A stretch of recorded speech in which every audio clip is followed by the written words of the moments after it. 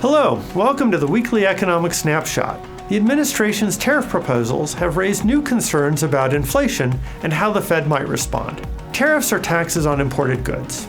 An increase in tariffs would result in higher prices for many goods, as much of the cost of tariffs gets passed on to consumers.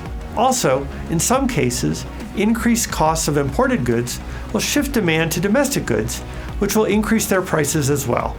Tariffs on inputs like steel and aluminum will result in higher prices faced by the producers that use them, which will, in turn, lead to higher prices for goods made using the more expensive inputs.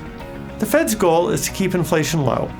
Specifically, it seeks to keep the personal consumption expenditures, PCE, price index increasing at a rate of 2% per year.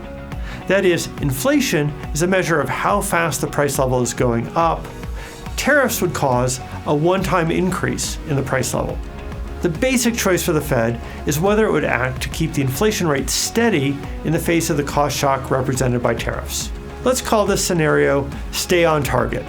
The price level is an average across all goods and services.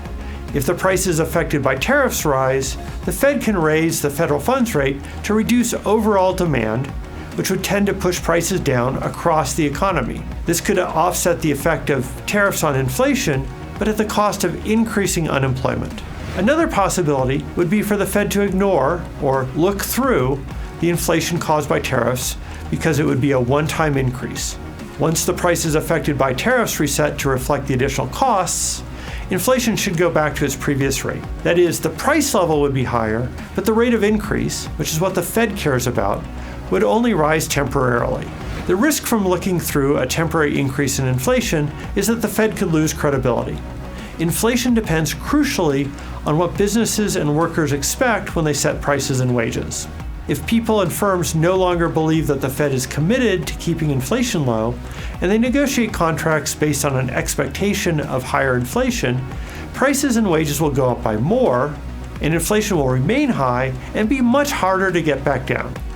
Such an unanchoring of inflation expectations is one of the Fed's worst fears. So tariffs definitely create a tricky dilemma for the Fed. Thanks for watching. We'll see you next week.